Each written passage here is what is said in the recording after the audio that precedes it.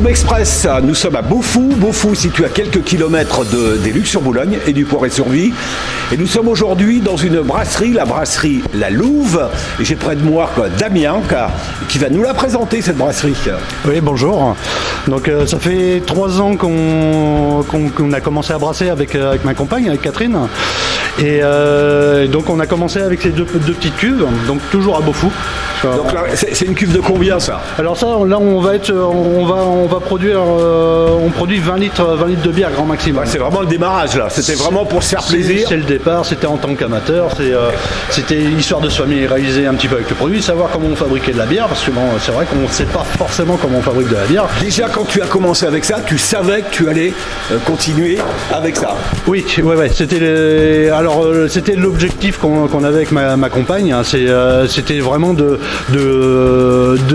d'arriver justement à un produit, vu qu'à l'époque on avait un café à Saint-Georges-Pointindou qui s'appelait Lozance Café, et c'est comme ça qu'est arrivé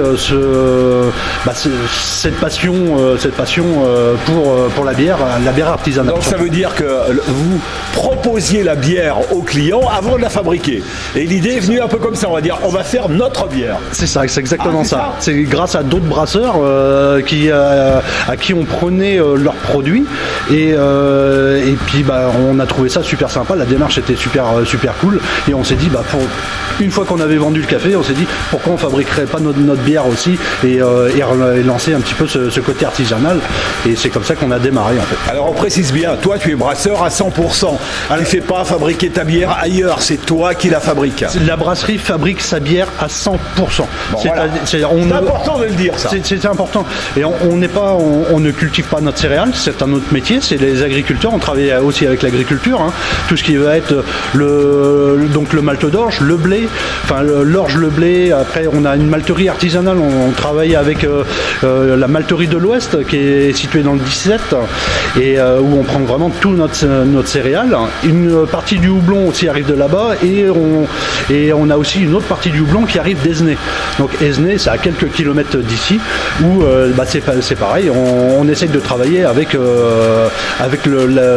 la proximité, le local. Voilà. Damien, on va bouger un petit peu. Là, on a la cuve, on monte en chauffe. Voilà. Donc là, on a une cuve d'eau chaude qui est en train de monter en température, histoire d'avoir une bonne température pour pouvoir arriver dans la cuve d'empâtage à un certain degré, donc pour avoir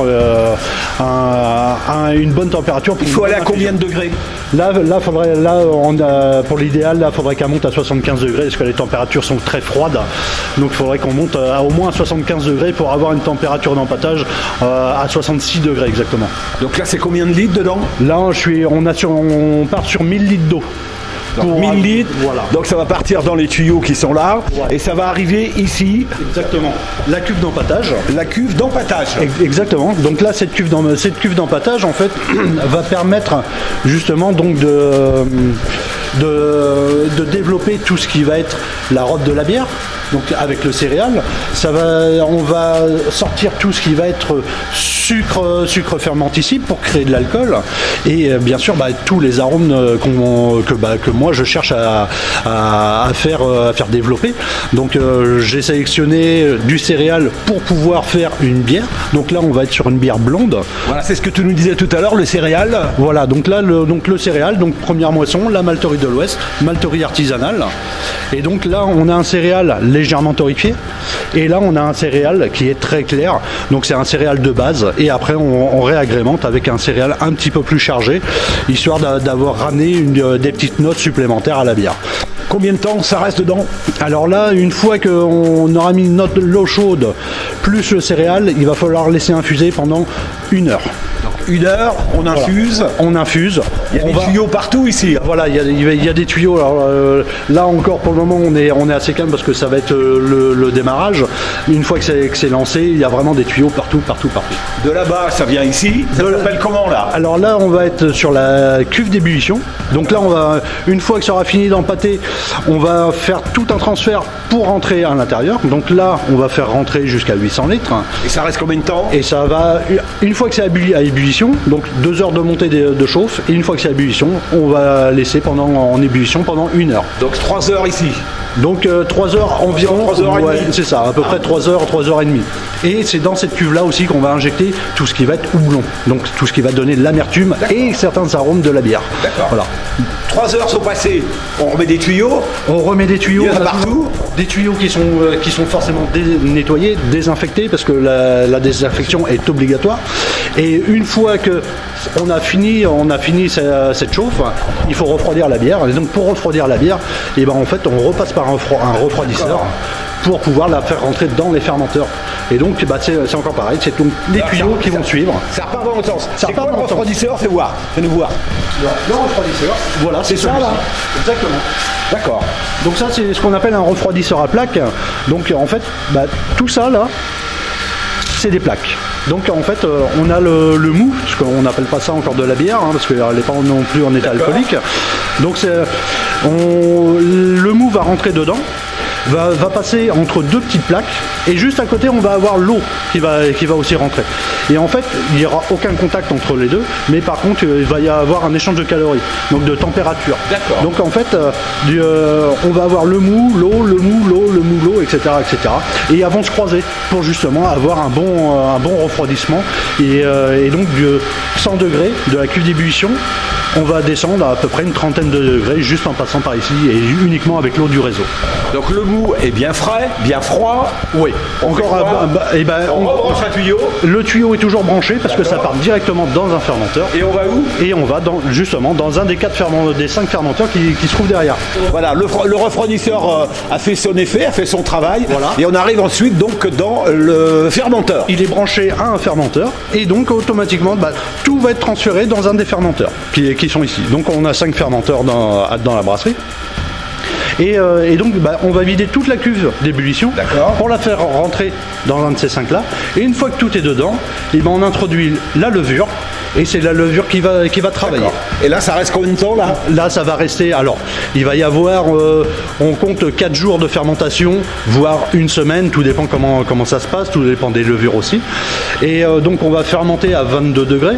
Et ensuite, une fois que tout a été fermenté, on fait ce qu'on appelle un cold crash, on va refroidir la bière. Donc on va endormir les levures. Et donc c'est ce qui se passe sur le dernier fermenteur, sur le fermenteur numéro 5. Comme le dernier fermenteur donc, est à 1 degré, donc on endort les levures comme celui-ci. Donc là on est à 1,4, donc les levures sont endormies. On a clarifié toute la bière et donc en fait on va laisser ça pendant 2 semaines, minimum 2 semaines, et comme ça va permettre justement de limiter la quantité de levure aussi dans les bouteilles. Et donc ça permet vraiment de clarifier la bière pour avoir quelque chose assez de pas trop trouble en fait.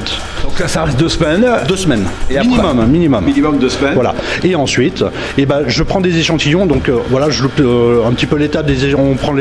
On prend toujours des petits échantillons, histoire de savoir où en est la bière. Et à partir de ce moment-là, une fois que le dernier échantillon est favorable, on va pouvoir penser à l'embouteillage ou l'enfûtage. Embouteillage, enfûtage, ça se passe de l'autre côté. Alors, on va aller voir ça tout de suite. Ça se passe de l'autre côté. Tu as goûté tes échantillons? J'ai goûté les échantillons. Ils te plaisent? Ils sont favorables. Il n'y a pas de contamination, il n'y a pas d'oxydation. Donc là, on arrive dans l'embouteillage. On va pouvoir embouteiller maintenant.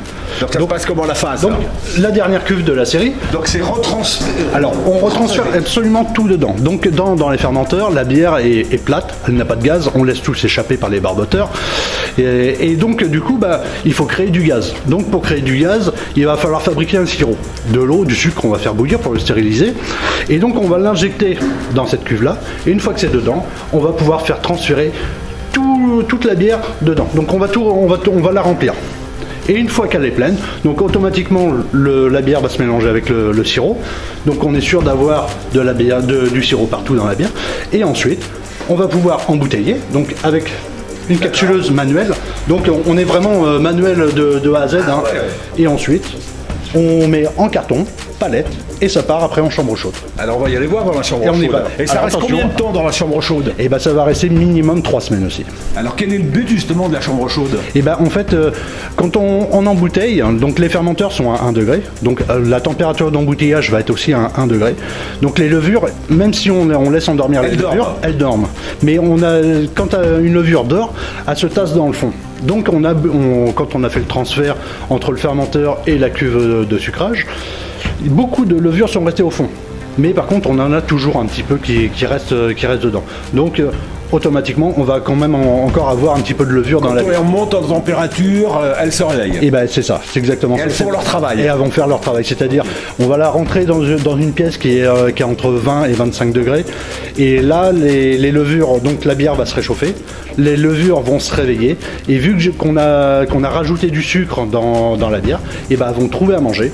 Et elles vont venir manger ce sucre et créer en même temps du gaz dans la bouteille. Donc là, Damien, nous sommes dans la chambre chaude. Exactement. On est à combien de degrés? On vient de vérifier. Là, on est à 20 degrés, exactement. Donc, Faut pas aller plus, faut rester comme ça. 20, on peut monter un petit peu plus, 22 degrés, c'est pas dérangeant. Du moment, il faut pas qu'on redescende non plus trop bas, parce que sinon les levures vont mal se redévelopper, enfin, ou vont mettre peut-être plus de temps, et trop haut, ça va pas forcément être mieux. Donc 20-25 degrés, c'est la température idéale. Je touche la louve. D'ailleurs, on en profite. Exactement. Les deux petits points, pourquoi là? Alors en fait, c'est tout un... C'est trop long, non? Non, du tout, non. En fait, c'est toute une histoire. En fait, il faut savoir qu'on tient notre nom d'une légende qui est à Beaufou. Et la boîte de com qui nous a créé le logo, donc c'est pas nous qui avons créé ça. Et donc la boîte de com a décidé de partir sur le côté légendaire qu'il y a à Beaufou. Et donc on parle de la Dame Blanche et de la Louve Blanche. Et donc quand elle a créé tout ce logo, en fait elle a rentré des petits curseurs à l'intérieur de l'écriture de la louve. Donc on peut distinguer la queue de la louve dans le V, qui est juste là. Voilà. Donc là on imagine sa langue, ses deux narines. D'accord. Voilà, là on a un œil. Là si on regarde, là en fait ça fait ses pattes, les L. Juste les noirs, ça crée ses pattes. Donc c'est en fait subliminal là. Voilà, donc elle a créé quelque chose pour avoir aussi une écriture plus ou moins légendaire, parce on est aussi bière de légende, mais pas par rapport à une bière d'antan. Ouais, c'est vraiment la bière qui va coller à la légende par rapport à notre nom et par rapport à notre point géographique. Voilà, c'est par rapport à Beaufou, on a décidé de partir dessus pour le petit clin d'œil de Beaufou, quoi. Donc tout est fait à la main, et jusque le collage d'étiquettes. Donc c'est beaucoup de manipulation. Donc le collage d'étiquettes, ça va être aussi bouteille par bouteille. Donc on fait rentrer les bouteilles, et on pourrait s'imaginer pourquoi on n'étiqueterait pas aussitôt. Sauf que ça reste quand même une manipulation, qu'on le fasse avant ou après, ça restera toujours la même manipulation. Donc du coup on laisse dans la chambre chaude toutes nos bouteilles non étiquetées, et une fois qu'elles sont prêtes à sortir, soit à la consommation, on va pouvoir commencer à les étiqueter. Alors que Damien, nous sommes sortis de la chambre chaude. Ouais, c'est ça, ouais. Tu as mis les étiquettes. Les étiquettes sont collées dessus, sur les bouteilles. Ensuite, tout est rangé dans le magasin. C'est ça, tout est donc... C'est un petit local où on peut visiter. Alors oui, alors la brasserie, elle peut être visitée, et après, on a aussi notre point de vente direct en vente directe à la brasserie. Donc là on décline donc de la blanche, blonde, ambrée, triple, IPA, brune. Il nous manque quelques sortes. Là, on va avoir une bière rousse qui va sortir là d'ici peu de temps. Et on va aussi recréer notre fameuse bière à la fleur de sureau qui a eu un grand succès.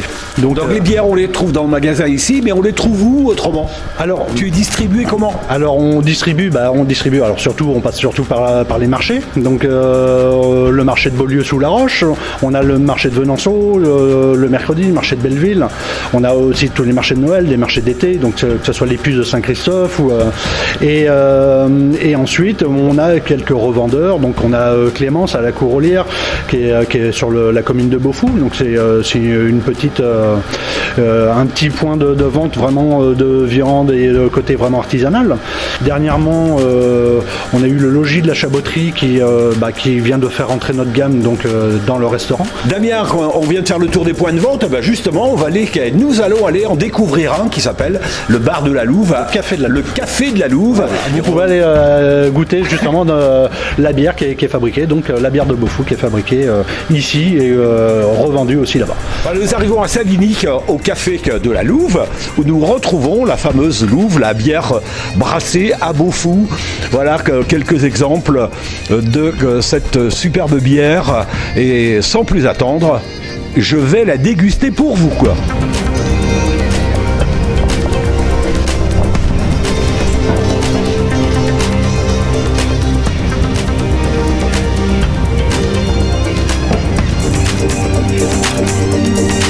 Excellente.